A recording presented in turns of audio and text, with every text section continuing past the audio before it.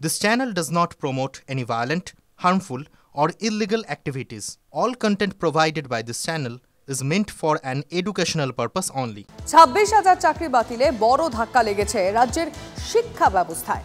উত্তর থেকে দক্ষিণ চাকরিহারা বহু শিক্ষক শিক্ষাকর্মী। কিভাবে চলবে পঠন পাঠন? মাধ্যমিক উচ্চ মাধ্যমিকের মূল্যায়ন কিভাবে হবে? বাসন্তীর স্কুলে উদ্বেগের ছবি। UEN Jaipur is a perfect target for prospective students aspiring for good jobs, good education with future-ready skills. জল জঙ্গলে ঘেরা সুন্দরবন, প্রত্যন্ত এলাকাগুলিতে পঠন পাঠনে ভরসা ওই সরকারি স্কুলগুলোই। ভরসার সেই জায়গাতেই এখন অশনি সংকেত। বাসন্তীর রামচন্দ্রখালী নরেন্দ্র শিক্ষা নিকেতন। সুপ্রিম কোর্টের নির্দেশে স্কুলের বাংলা, অঙ্ক, জীবন বিজ্ঞানের শিক্ষক চাকরিহারা হয়েছেন। তাতেই ঘনিয়েছে সংকট। স্কুলে ছাত্রছাত্রীর সংখ্যা প্রায় 2000। স্কুলে শিক্ষক ছাত্র অনুপাত ছিল নগণ্য। স্কুলে শিক্ষক শিক্ষিকার সংখ্যা ছিল 13। 3 শিক্ষকের চাকরি বাতিলের সংকট আরও তীব্র। আমরা যারা যোগ্য প্রার্থী ছিলাম, আমরা সমস্ত রকম যোগ্যতার নথি আমরা প্রমাণ হিসাবে দিয়েছি সুপ্রিম কোর্টে। আমাদের দুর্নীতি কে করেছে, কিভাবে করেছে তার সাথে আমাদের কোনো যোগাযোগও নেই। আর তার সাথে আমরা জানবই বা কেন? ছাত্র শিক্ষক অনুপাতের চরম বৈষম্যে ধুঁকছিল স্কুলটি। 3 শিক্ষকের চাকরি চলে যাওয়ায় সেই সংকট আরও তীব্র। পঠন পাঠন এবার শিখে ওঠার জোগাড়। আমার এখানে তিনজন শিক্ষক এই প্যানেলে বাতিল হয়েছে। যেখানে আমার স্কুলে ছাত্র সংখ্যা প্রায় 2000, সেখানে আমার এই 13 জন পার্মানেন্ট টিচার নিয়ে আমার স্কুল চালাতে হয়। তারপর এই রায়ে আমার 3 জন টিচার চলে যাওয়ার ফলে খুবই পঠন পাঠানোর সমস্যা। তারপর আগামীকাল থেকে আমার পরীক্ষা, কি অবস্থা, কি করব সেটা তো বুঝে পাচ্ছি না এখন। কাকড় বাঁচতে গিয়ে বাতিল হয়ে গিয়েছে চালের বস্তাটাই। এক ধাক্কায় প্রায় 26,000 চাকরি বাতিল। ঘোর ডামাডোল রাজ্যের শিক্ষাক্ষেত্রে। জেলায় জেলায় সরকারি স্কুলে শিক্ষকের আকাল ছিলই। দুর্নীতির ঝাপটা শিক্ষকদের চাকরি বাতিলে সেই সংকট এক লহমায় কয়েক গুণ বাড়িয়ে দিয়েছে। প্রমাদ গুনছে রাজ্যের শিক্ষাক্ষেত্র। অভিজ্ঞান নস্করের রিপোর্ট, TV9 বাংলা।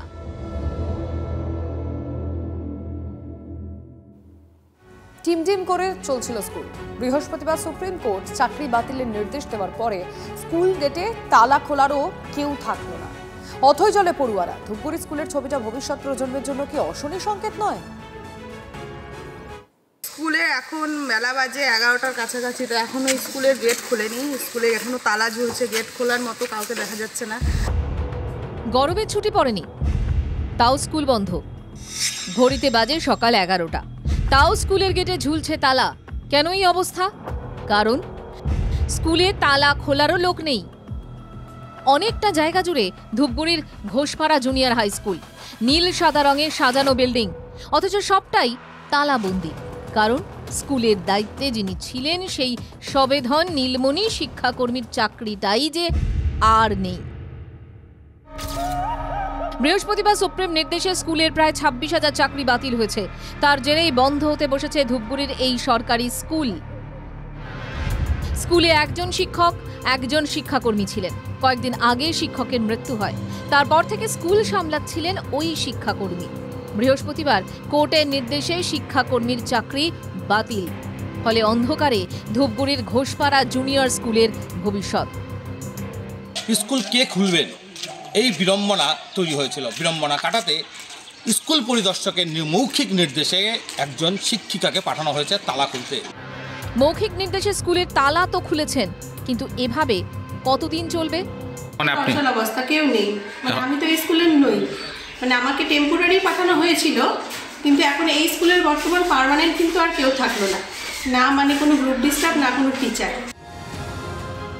স্কুলে পড়ুয়ার সংখ্যা 7। এক শিক্ষক ও এক শিক্ষাকর্মীকে দিয়ে টিম টিম করে শিক্ষার আলোটা এতদিন জ্বলছিল, সেটাও নিভে গেল। স্থানীয়দের আশঙ্কা এবার হয়তো স্কুলটাই বন্ধ হয়ে যাবে।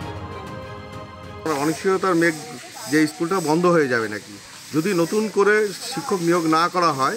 এখানে কিছু স্টুডেন্ট আছে, তাদের ভবিষ্যৎ অনিশ্চিত। আমরা চাইবো যে তাদেরকে অন্যত্র ভর্তি করার ব্যবস্থা করা হোক এবং দ্রুতই এই স্কুলে শিক্ষক নিয়োগ করে স্কুলটা পুনরায় চালু করা হোক। এদিকে শিক্ষকের অভাবে আগে থেকেই ছাত্র সংখ্যা কমতে বসেছিল, আর এবার একজনও শিক্ষক এবং শিক্ষাকর্মী না থাকায় স্কুল বন্ধের মুখেই। এখন দেখার বিষয় প্রশাসন কী ধরনের উদ্যোগ নেন, সেটাই এখন দেখার। জলপাইগুড়ি ধূপগুড়ি থেকে রনি চৌধুরী, TV9 বাংলা।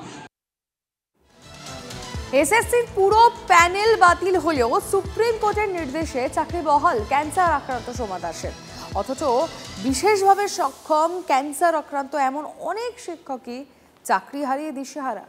যোগ্য হয়েও চাকরি খুইয়েছেন বলে অভিযোগ তাদের। ক্যান্সার আক্রান্ত সোমা দাসের চাকরি বহাল থাকলে বাকিদের কেন নয়? এক যাত্রায় পৃথক ফল কি করে? প্রশ্ন নদিয়া, উত্তর দিনাজপুর ফাঁসি দেওয়ার ক্যান্সার আক্রান্ত 3 শিক্ষকের।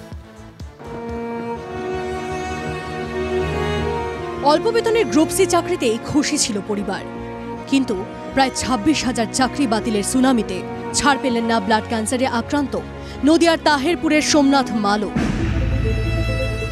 মাত্র 3 বছর বয়সে ভুল চিকিৎসায় প্রতিবন্ধী হয়ে পড়েন, তবুও থেমে থাকেনি লড়াই।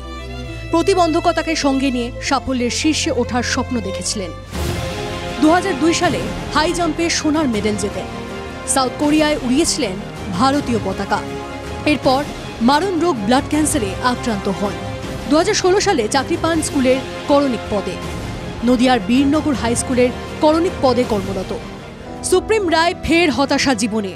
স্ত্রী কন্যা নিয়ে কিভাবে সংসার চালাবেন বুঝে উঠতে পারছেন না ক্যান্সারে আক্রান্ত শিক্ষক সোমনাথ মালো। ক্যান্সার পেশেন্ট সোমা দাস, ওর ক্ষেত্রে এক নিয়ম, আমার ক্ষেত্রে আর এক নিয়ম। আমি একজন ক্যান্সার পেশেন্ট, আমার চাকরিটা চলে গেল এবং সোমা দাসের চাকরিটা বহাল রয়ে গেল। তাই মহামান্য সুপ্রিম কোর্টের কাছে আমার একটাই আবেদন যে আমার চাকরিটা যেন পুনরায় ফিরিয়ে দেওয়া হয়, তাহলে আমি আমার পরিবারটা নিয়ে আমি বাঁচতে পারবো। প্রতি মাসে 9,000 টাকার উপরে ওষুধ কিনে খেতে হয়, একটা ওষুধ কিনে খেতে হয়।